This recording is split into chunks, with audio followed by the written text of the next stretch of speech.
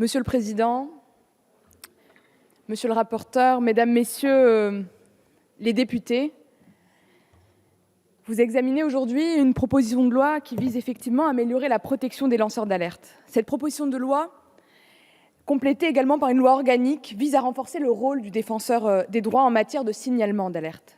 Ces deux textes ont été examinés successivement à l'Assemblée nationale et au Sénat, avec une procédure accélérée, c'est vrai, mais ils viennent finalement conclure des mois, des années de travail. Et ils viennent de faire l'objet d'un accord en commission mixte paritaire.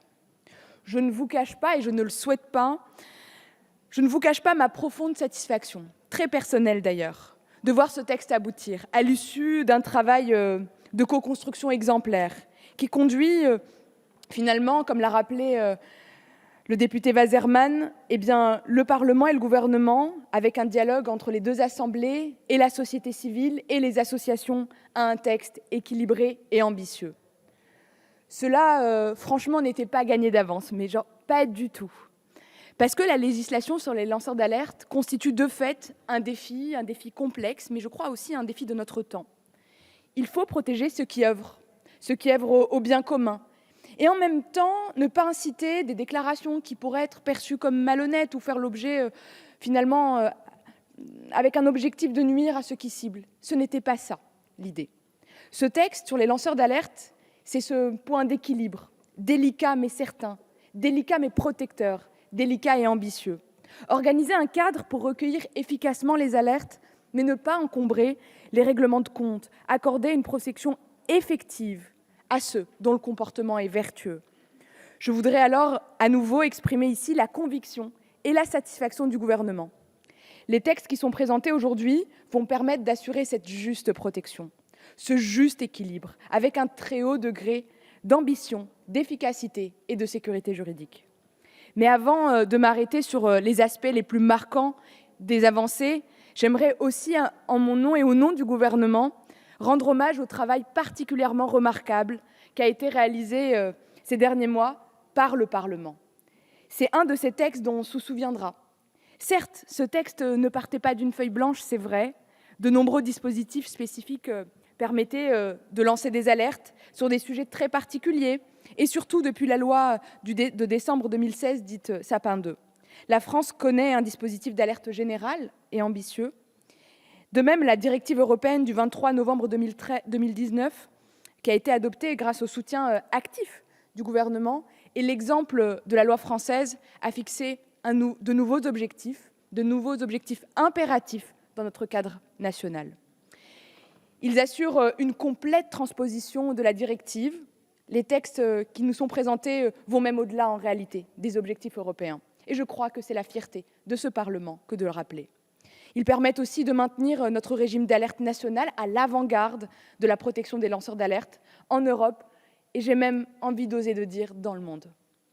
Cette réussite, elle est d'abord le fruit d'un travail, du rapporteur, très cher Sylvain, tant sur le fond que sur la méthode. Il a su s'inscrire dans des propositions, dans un cadre normatif complexe, de travailler avec un texte équilibré, de travailler finalement un texte qui conserve le souci d'une juste transposition des directives et en même temps cette avant-garde si française. Pour cela, il a su s'appuyer sur une expérience personnelle, je souhaitais le rappeler, mais aussi de se nourrir des idées, des préoccupations exprimées par l'ensemble des parties prenantes et par la qualité du travail parlementaire, quels que soient les bancs en réalité. La protection des lanceurs d'alerte est un débat qui concerne notre société, qui concerne notre temps, et le gouvernement se félicite encore qu'il ait pu trouver sa place au sein de notre Parlement. Le gouvernement lui-même a participé à le faire vivre, en organisant d'ailleurs, et je pense que c'est une fierté, une grande consultation, une consultation publique, une consultation citoyenne au début de l'année dernière sur le site du ministère de la Justice. Tous les participants doivent être remerciés parce qu'ils ont permis de contribuer et de faire apparaître cet équilibre sur un texte si important. Votre travail d'écoute, monsieur le rapporteur, a permis d'intégrer toutes ces idées constructives et puis de convaincre, puisque ce n'était pas gagné d'avance, et de rassembler autour de vos propositions bien au-delà de notre famille politique, jusqu'à aboutir à l'adoption à l'unanimité en première lecture au sein de cet hémicycle. Et ce travail constructif a continué, et il a trouvé finalement un écho favorable au Sénat. et en particulier avec Madame la rapporteure Catherine Di Folco, que je souhaite saluer aussi, qui a recherché avec beaucoup d'ouverture d'esprit l'amélioration de ce texte. Et vous êtes parvenus, sur de nombreux aspects, à trouver le point d'équilibre. Le gouvernement se réjouit de cette commission mixte paritaire conclusive qui a su retenir le meilleur du travail de chaque assemblée et a pu aboutir à ce texte, meilleur encore que celui qui avait été adopté en première lecture, et vous l'avez rappelé, monsieur le rapporteur. J'aimerais alors rapidement rappeler quelques aspects marquants de ces deux nouvelles propositions de loi. Je pense évidemment à la simplification des procédures d'alerte, la transposition qui conduit à abandonner la hiérarchie entre le canal interne et le canal externe, qui soulevait tant de difficultés en réalité. Je pense aussi au fait que le droit français continuera à encourager le recours interne parce que l'alerte est généralement traitée plus efficacement, mais le lanceur d'alerte ne sera plus obligé d'y recourir obligatoirement d'abord. En deuxième lieu, je pense à la réforme qui étend la protection au-delà même du lanceur d'alerte. Et finalement, les proches du lanceur d'alerte, on pense aux familles, mais on pense à ses collègues, on pense aux personnes morales qui lui sont liées, et toutes ces personnes qui l'aident finalement au cours de la procédure, c'est-à-dire ces facilitateurs qui pourront aujourd'hui bénéficier de la même protection. Cette extension, elle offre un véritable cercle de protection autour du lanceur d'alerte et contribue à rompre son isolement. Le gouvernement se réjouit de cette commission mixte paritaire qui ait retenu finalement la possibilité pour les personnes morales à but non lucratif d'être considérées comme des facilitateurs et de leur permettre cette protection, évidemment, parce que c'est un besoin et parce que ça répond à une réalité. En troisième lieu, la réforme simplifie le paysage des dispositifs d'alerte. Elle pose un cadre unique et accessible au traitement des alertes internes comme externes, et ces dernières seront désignées par décret, ce qui permettra aux lanceurs d'alerte de savoir à qui s'adresser. Grâce à ces modifications aussi de la loi organique, le défenseur des droits pourra également jouer pleinement son rôle de conseil et d'orientation.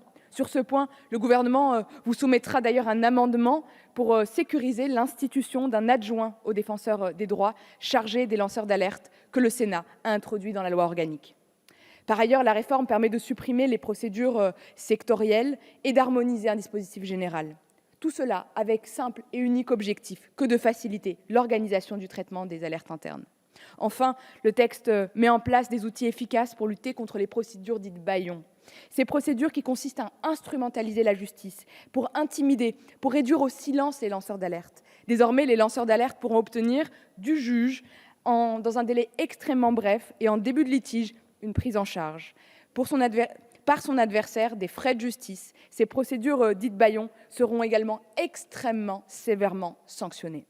Mesdames, Messieurs les députés, cette directive européenne ne nous imposait pas une réforme aussi ambitieuse.